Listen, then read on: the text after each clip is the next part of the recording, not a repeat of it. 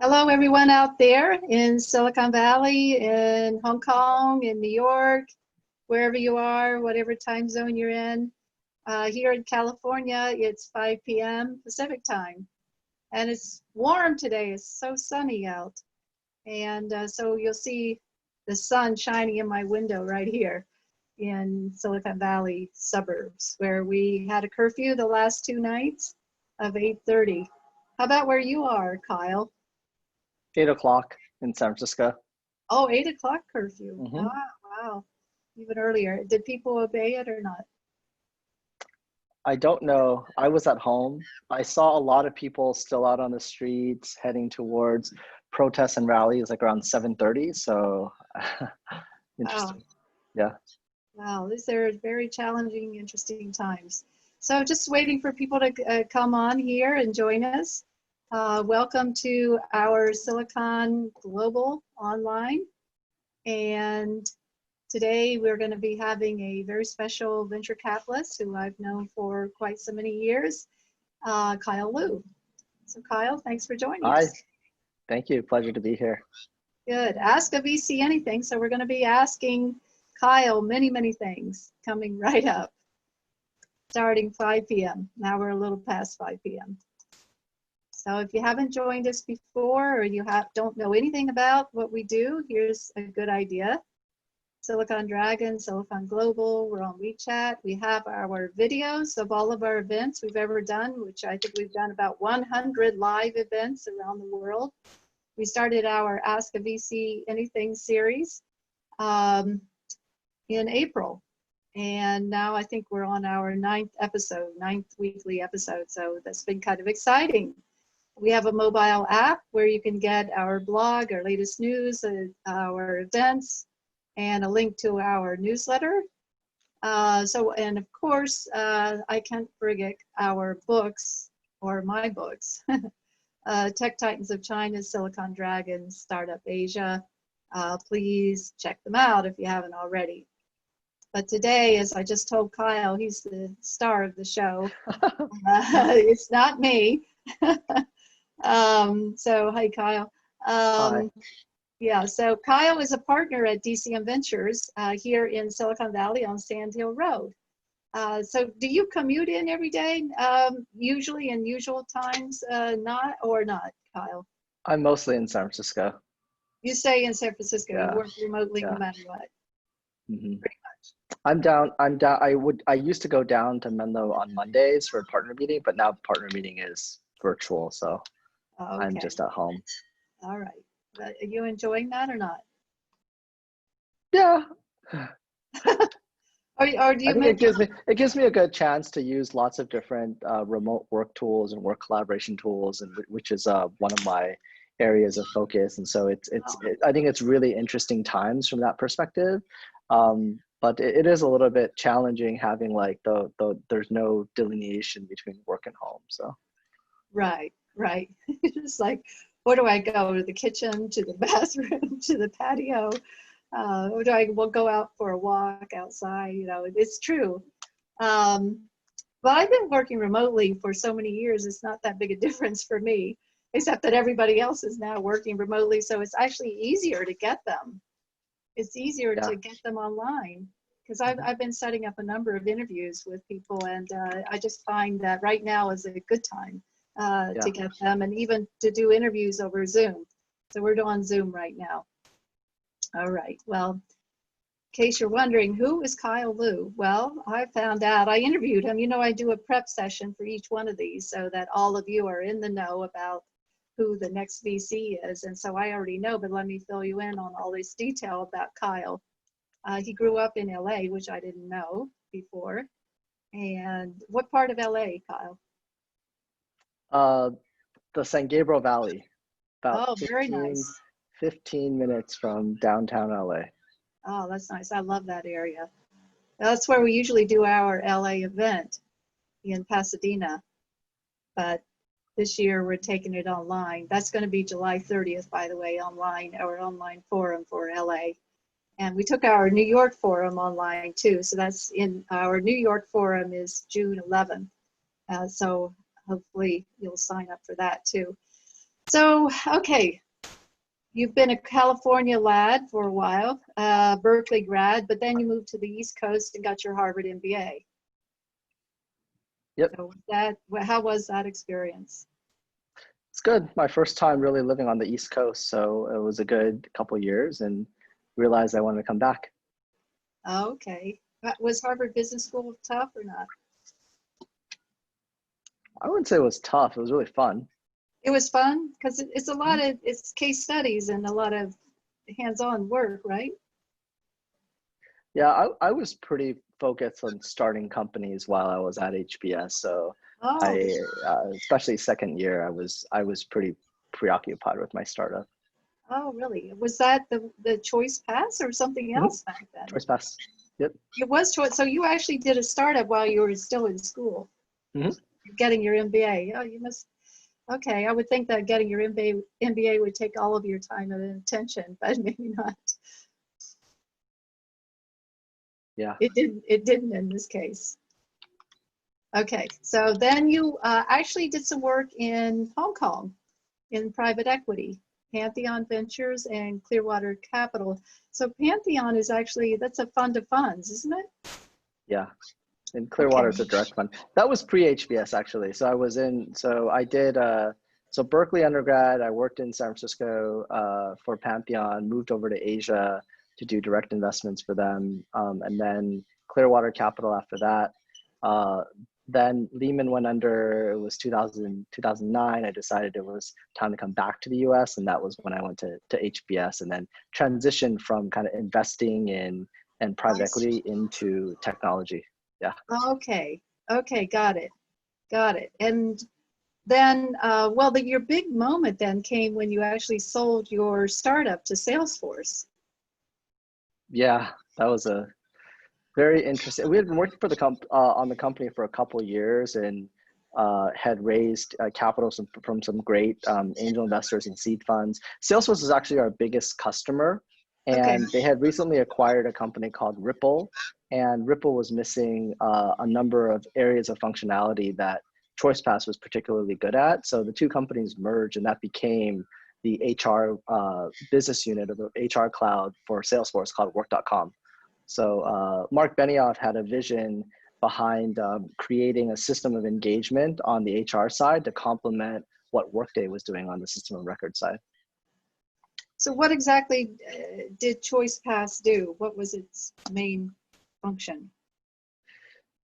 You can kind of think of it like a Rippling 1.0. I mean, if you're familiar with Rippling, it was doing seamless employee onboarding, enabled, early stage, like kind of small and medium-sized businesses to be able to seamlessly onboard employees, incentivize employees. We had built actually some cool technology on the fintech side before this concept of fintech.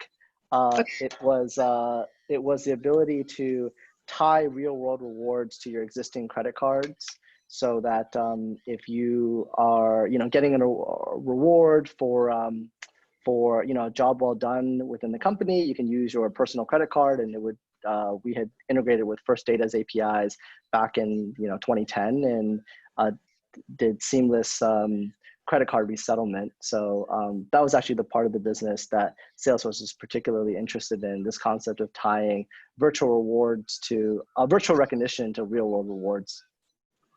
Okay, so what are some of the examples of? I don't want to take up all the time on this, but what were some examples of the rewards that you could get? Yeah, so for example, well, the rewards are very flexible. It was like you can use it on whatever you like, whether it's your favorite restaurant or out to, a lot of things that we like kind of can't do right now because of COVID, but all the activities and the fact is that it was a broad-based platform that allowed you to do what you want. But a use case would be you're a product manager or you're a customer success person and you helped close a deal or you helped retain a customer. And generally you're not getting commissions. It really is the sales team that gets commissions. So a sales manager can give a badge or recognition virtually within the system, and it would be tied into your performance review, and then you would have a reward that you can redeem on your own personal credit card. And we really brought that into the work.com platform. It was actually really, it was building work.com at Salesforce was almost like we're like an entirely different company within the Salesforce ecosystem. So we had our entirely different stack, and we had our own sales team, go to market. It was actually, you know, really fun to build that. And we built that to about 30 million ARR, and then Salesforce said, you know, you now have to integrate with our core. And so I led that integration, and after I finished that, I left and I joined DCM. I see. All right, that you make it sound easy. Oh, well, then I just left and then I just joined DCM. That's a huge jump, isn't it? For most people, that would be a huge jump. Yeah, it was, you know, I never really thought that I would go into venture when I did. I was actually pretty focused on starting my next company, and had identified some pretty interesting trends within SaaS that I was looking at. And the DCM opportunity was a little bit of more of a stretch for me. And I joined because I thought I had a thesis that Asia was going to be an increasingly larger part of deal making in Silicon Valley. This is, you know, when I was at Salesforce. And DCM has such a strong kind of cross-border platform where you have local teams and very strong embedded local networks within the markets that we focus on. And I just really liked the guys. I mean, all of the US-based partners have been founders in the past, and there's also a generational change at the time. So I came in right when Dixon Dahl, who was the founder of DCM, was retiring, along with some other general partners, and the opportunity to build the next generation of the firm was very appealing. Well, that's great. DCM is unique in that it does Silicon Valley, it has done China, it's done South Korea and Japan. So I can't think of any other venture capital firm that has those markets covered. Can you? Not all three, not that SoftBank, maybe. So yeah, SoftBank, maybe, yeah. SoftBank's also in Southeast Asia. So yeah, the DCM is unique in that respect. And you made partner at the end of last year.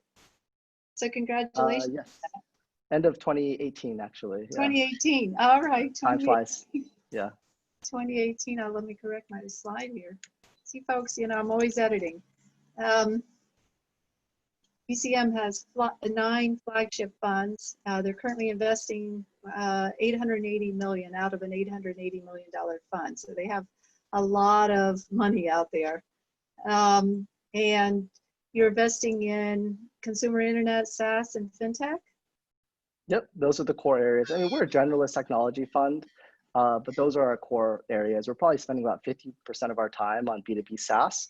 And then the remainder with consumer internet and Fintech. And I would group things like, you know, prop tech in there. We look at marketplaces. We do one social deal per fund.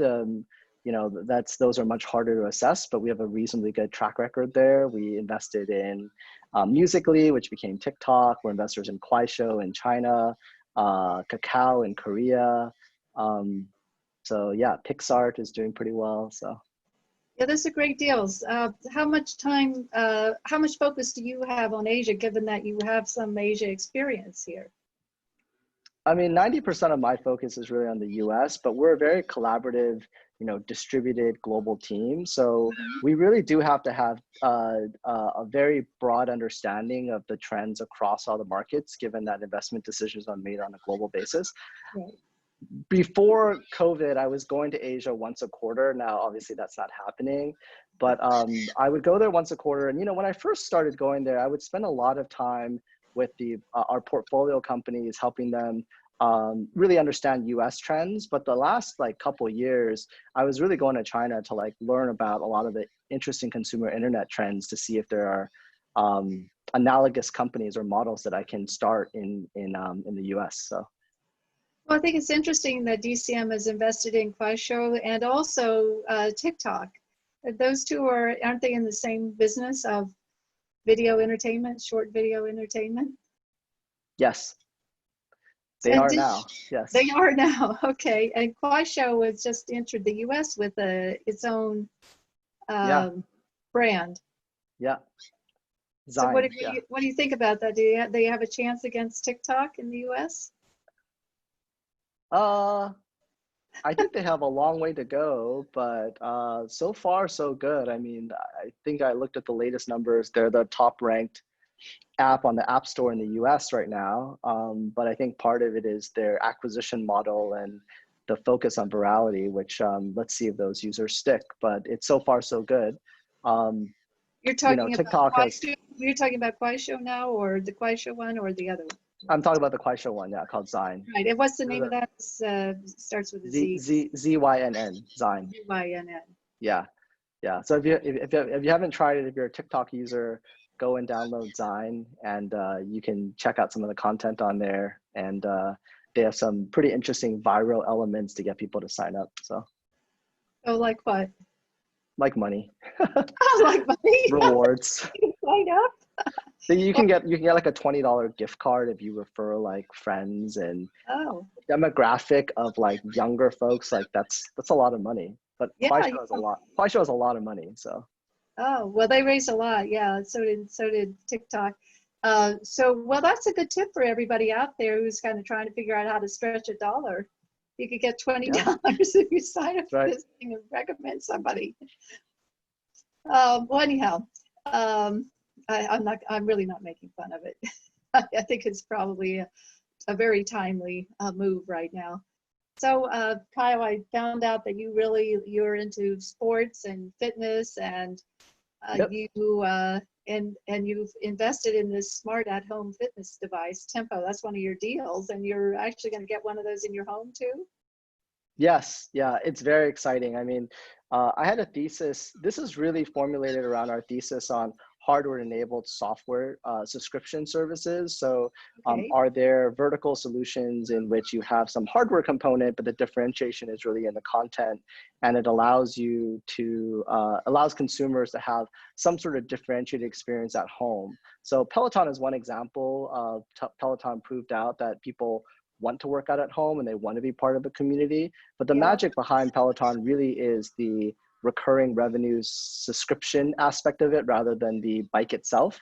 And we looked at what Tempo was doing, and it's really kind of 5 years of R&D to build what they've built. There's no solution in the market that even comes close to what they're doing.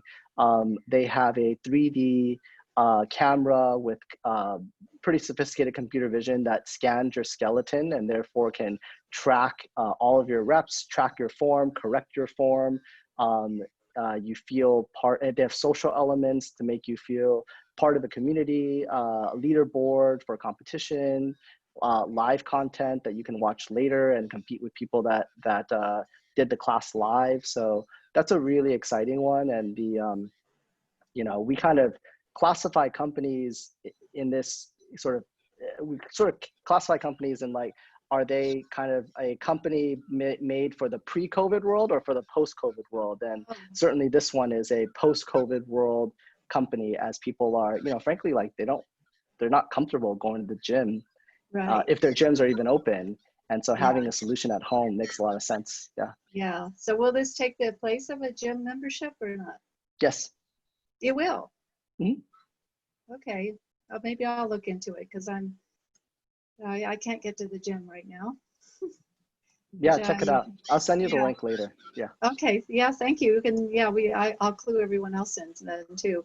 So I put in here that I picked this up in your somewhere along the road about your round the world trip. I guess you're not doing that now, but you want to give us any tips on that round the world trip? Was it worth it? Why did you do it? Yeah, I mean, between my first and second year at HBS, I took a couple months and decided I wanted to travel around the world, and went from Africa to the Middle East, Asia, Europe, not in that order, and then some places like in the US. So it was a great trip. Yeah, a lot of first time experiences for me, and I I really look fondly upon that, especially right now. Like we're not able to travel. Rebecca, I know like you're constantly on a plane, and to be Yeah. in one place for so long, it must Yeah. feel strange. So. Oh, it does. It does. I'm itching to go somewhere, but I'm planning a road trip instead. Cool. A 3 week road trip where I'm going to do some new exploration. So more about that later. Great. Yeah, I once did. I've done 2 round the world trips. Actually, for my first book tour, I plotted 16 cities in 6 weeks, and you know, I just did the America Around the World Alliance, and just kept going to one city after the next. So there are a lot of great cities in the Around the World Alliance. But anyhow, look, I want to ask you some questions about venture capital, and I'm just going to ask these really quickly because I do want to get to the chat and the Q&A portion of that and let everybody else ask questions. So this is kind of speed question time. Okay. Okay, so what do you think coming out of the COVID-19? Is this going to be a good era to invest or not? I think it will be a great time to invest. I mean, I think that there's any time after a recession or major economic dislocation, there's going to be interesting new models. I think with COVID in particular, it really is accelerating a lot of consumer trends, as well as, you know, B2B trends. And this is just goes well beyond just remote work.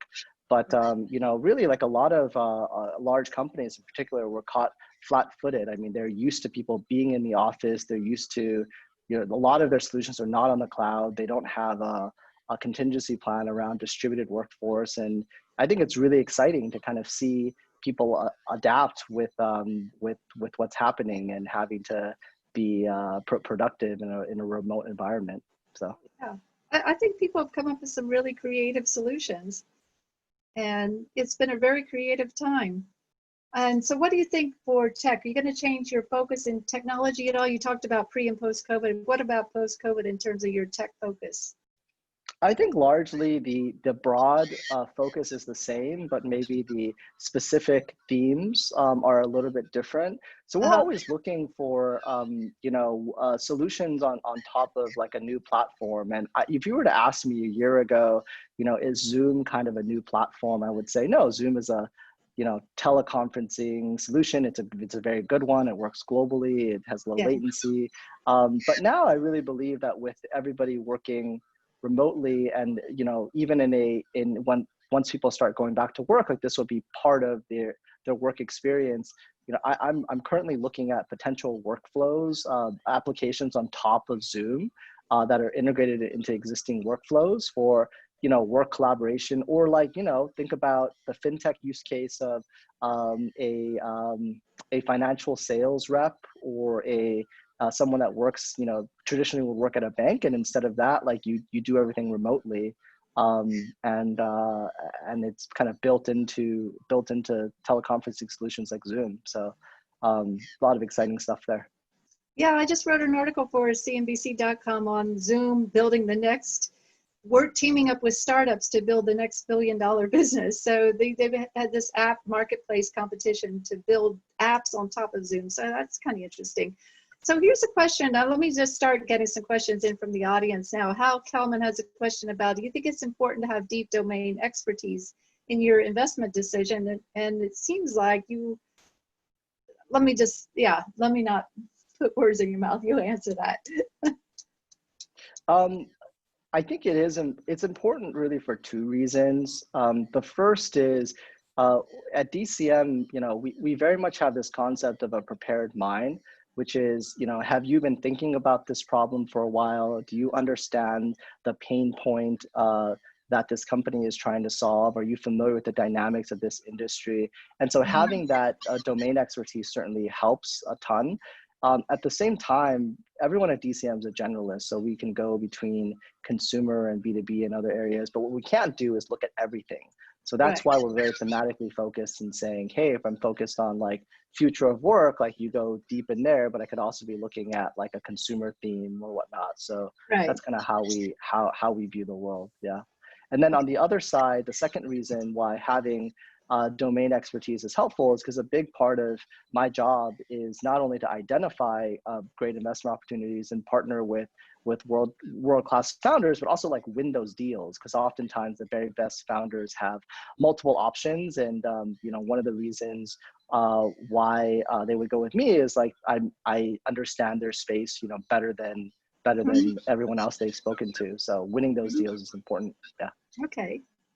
Well, from Douglas Lee of the Invest Hong Kong, he's here, joined us from New York.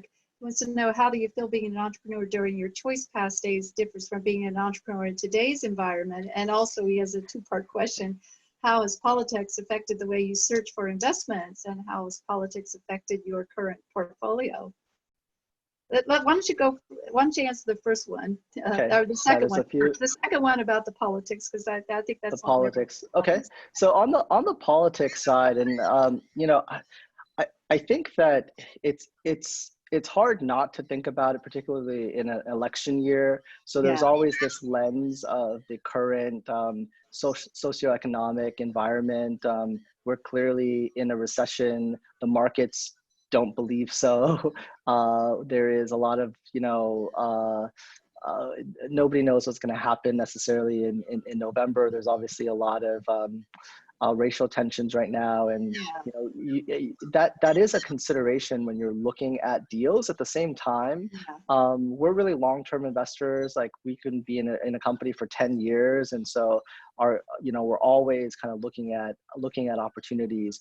The part of the kind of investment thesis where we look at regulation is really important. So oftentimes regulation can be a deterrent or an accelerant towards a specific thesis. And I can give you an example. When we looked deeply into the local supply chain, for example, and supply chain technologies in the US, like, we looked at changing regulation that required truckers to have electronic-based trackers for compliance reasons, and before they would track everything on their pen and paper and submit it, and they would kind of sometimes like modify things, and now you're not allowed to do that. And so it leaves opportunity for software solutions to solve that problem. So we are looking at technology solutions in the context of how regulation can either hinder growth or accelerate growth. And oftentimes the ones where there's some government or regulatory accelerant of what a startup is trying to do, those are the ones where we kind of see growth like this. Right. So Tyler Rooker has a related question about the influence of CFIUS playing out in the U.S., regulations over investment in the foreign investment in the U.S. And does this raise the bar for startups that compete for less capital or create VC headaches for the portfolio? I think CFIUS has had the net impact of dramatically reducing strategic capital from China to invest in US-based startups, and particularly ones that are kind of considered very core technologies. So not enterprise software, not consumer internet, but areas of like AI and agriculture technology and these kind of more sensitive areas. And we have seen, the data has shown that there's been an 80% plus decline in Chinese capital invested in US based companies. So that impact is real. I think the very best companies will continue to get funded regardless. But CFIUS certainly adds a lot of, I think in some cases, kind of unneeded regulatory overhead for a lot of companies, a lot of firms, including us. I mean, the definition of whether or not you are subject to CFIUS is very gray area. So I'll give you an example. We have 7 partners. 3 of the US-based partners, of the 2 of us are US citizens. One of us, David, is actually has a Japanese passport, even though he's been in the US for 20 years. And then Hurst Lin, who's our head of China, who's ethnically, he's Taiwanese Chinese, but he was an immigrant to the US, and he has a US passport. So, our China-based head has a US passport. So if he does deals in the US, technically, and you can argue he's not subject to CFIUS, whereas David, who's like our US partner and based in the US, like he doesn't hold a US passport. So it's really a gray area. Wow. Yeah. So yeah, definitely. Well, what about a question? This is a broad, general question about venture capital investing and how you decide what company to invest in and what's the most important ingredient: the product, the team, the market. Do you need all three? Which one is the most important if out of those three? So I have a general, like I'm a very structured thinker. Like I like to sort of put things into frameworks. And I think this is from my kind of private equity and investing days. So having that along with now understanding what those frameworks should be, given having been a founder and operator. And this question around like what matters most, I kind of fit into this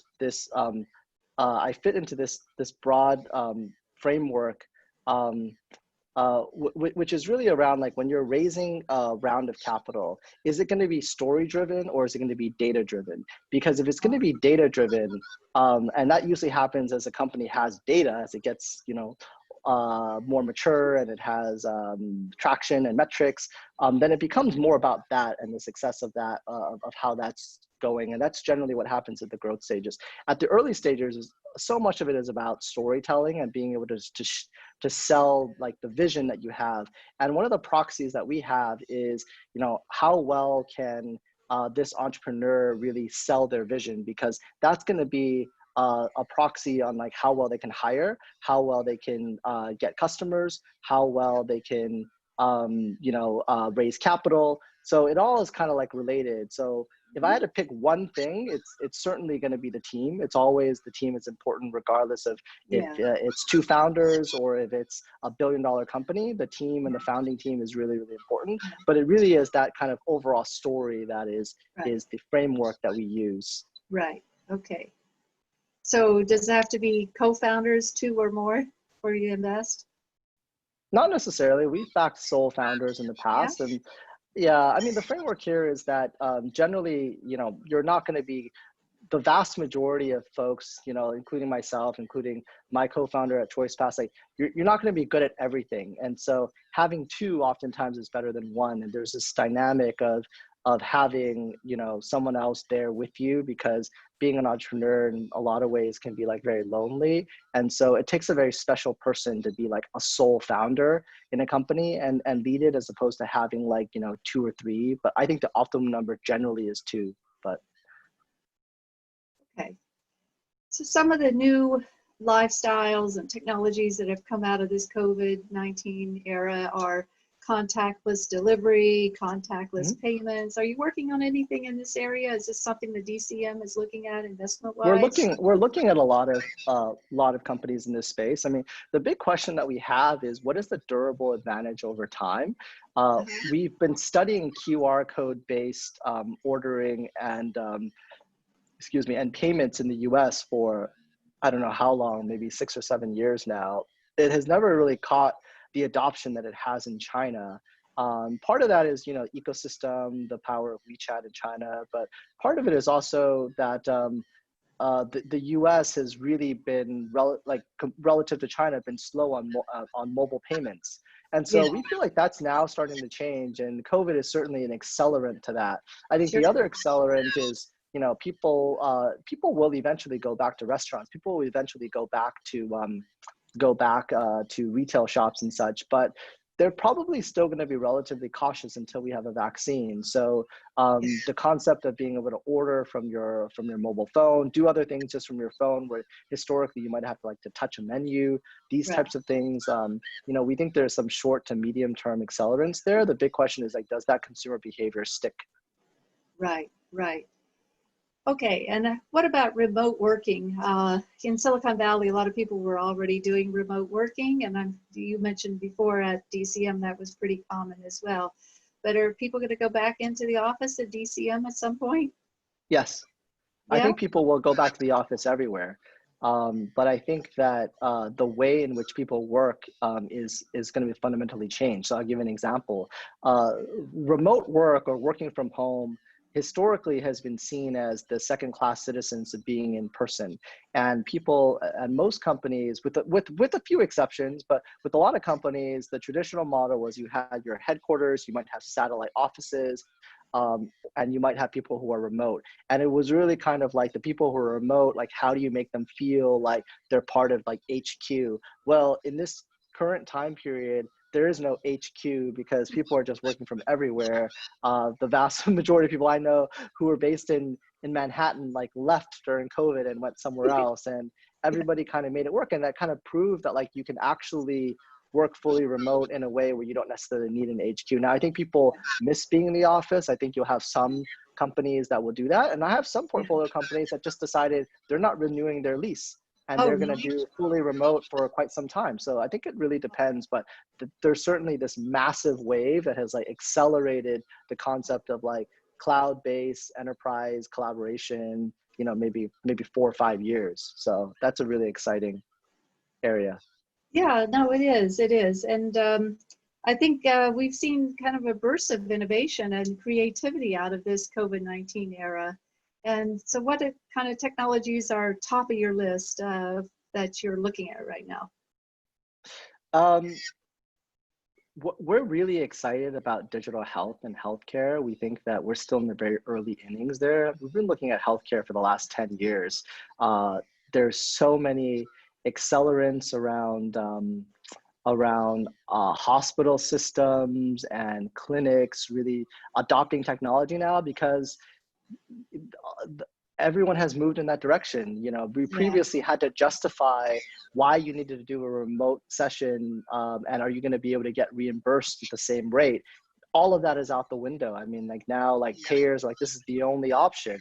So everything has kind of moved there. And I think that is a durable, sustainable trend that will continue because people have found that the quality of care has largely stayed the same. We're investors in a company called Scanwell Health. You might have heard of them because they are introducing a at-home antibodies test for COVID-19, but also like their overall vision is to be the Stripe of mobile healthcare diagnostics. So building a API-driven version of LabCorp,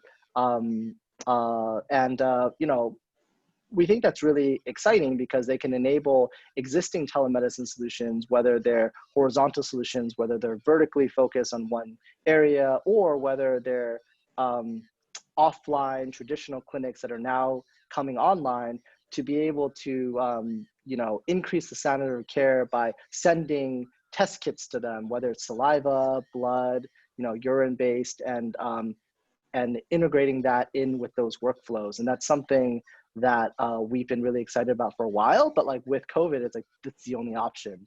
Yeah. So are you doing pitches over Zoom or over online? Can people? All Zoom. It's all Zoom. It's all Zoom. So it's all Zoom. Yeah. So how many pitches are you getting? Partner meeting is Zoom. Everything. You know, when COVID really, so we've been dealing with COVID since January because of our presence in China. So really January, February, I wasn't very active on new deals. I was very focused on my existing portfolio companies. And so I was limiting kind of the number of new companies I would meet a day.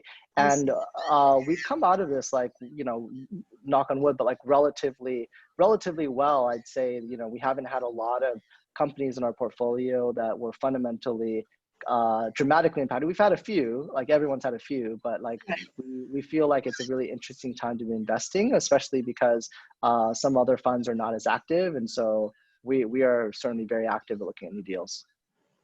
Okay, so how many pitches are you getting a day? Probably 5 or 6 at this point. Doing 5 or 6 new pitches. How do people reach out to you to pitch you? I mean, the best way is through an introduction. So, you know, through a warm intro is usually the best way. But I also do a lot of outbound myself because I'm very kind of thesis driven around certain areas. I try to meet a lot of companies in that space. The key areas I'm currently focused on, spending a lot of time in fintech. I think that there's a lot of interesting software and services that can be sold to financial institutions today who realize that the core differentiator that they have, which is their physical footprint around branches, is no longer relevant, and in fact, in some ways, a deterrent for customers, and they're trying to really adopt to this new world. And so, been spending some time there. I'm also really excited about the concept of like next generation work collaboration tools. And I'm not talking about solutions like Airtable and Notion, which have, obviously gotten a lot of traction, but I think there's going to be a new generation of work management tools that have, very deep integrations. They can do multiple things, whether it's project management or versioning and different controls. And so that's a space that I've also been spending some time in, and that's an area that's accelerated with COVID as well. So yeah. Right. What about the ride sharing space and the ride hailing which brings me to the bike sharing as well? You had an original bike sharing company, Lime Bike, which changed its name to Lime and went to scooters. Yep. Yeah. So how's Lime doing in all this? Well, they just closed a $170 million round led by Uber. That was at a down round. Lime was actually doing very well before COVID. They were on the path to profitability. Most of their markets, they had hit cash flow positive, and there were a lot of great signs that they were going to kind of move into hyper growth mode. And then COVID happened, and we flagged this for the team, and we saw what was happening in China. I had pinged the CEO and said like, hey, this is something we need to pay attention to. Right. And they shut down 90% of their markets during COVID because it wasn't that they were mandated to. They're considered an essential service, but you can't run scooter companies properly when everybody is told to just stay at home. Yeah. So it was a little bit of a tough time for them, but Yeah. I'm actually very bullish on micromobility post-COVID. I think that in a post-COVID world, people are going to be much more interested in riding a single player open air mode like a scooter than to be, sitting in a car with a driver. So I'm actually quite bullish on that. And the initial data as cities in Europe are opening up is that people are riding more often, people are riding longer, and cities are encouraging it a lot more. I mean, like you look at what happened in London, where London is starting a pilot program for micro mobility and scooters. They would never, that was never on that probably would have been years before they were open to that. But now they feel that, this really is a key way that people feel safe and can go around. And I think the big thing really with micromobility is to have the physical infrastructure to support it. If you look at cities like Berlin, a lot of cities in Denmark and Sweden and other places where they have established bike lanes, you're seeing scooters being used, multiples higher than in places where people don't necessarily feel safe because you don't have those bike and scooter lanes. And so I think that cities are more willing to invest in that infrastructure than ever before, and it's going to be a continued kind of accelerant towards the micromobility movement. Yeah, I hope so. I hope that we see more lanes specifically for that within cities. Yeah. And maybe that's coming as a result of all this. But it's interesting too that because of the firm's experience, cross-border experience or tri-border experience, that you were able to pick up on trends from China that happened first in China, and then you were able to take action in the US before it became a problem in the US. The bike sharing, scooter sharing example is a great example of that. Okay, well, look, we're going to transition to another part of our program now. So I know some of you who have joined us many other times know what the next part is, but some of the newcomers here may not know, but we're going to go into our Hollywood Squares mode. And yeah, it's not really Hollywood Squares, but it is networking, toast, and discussion.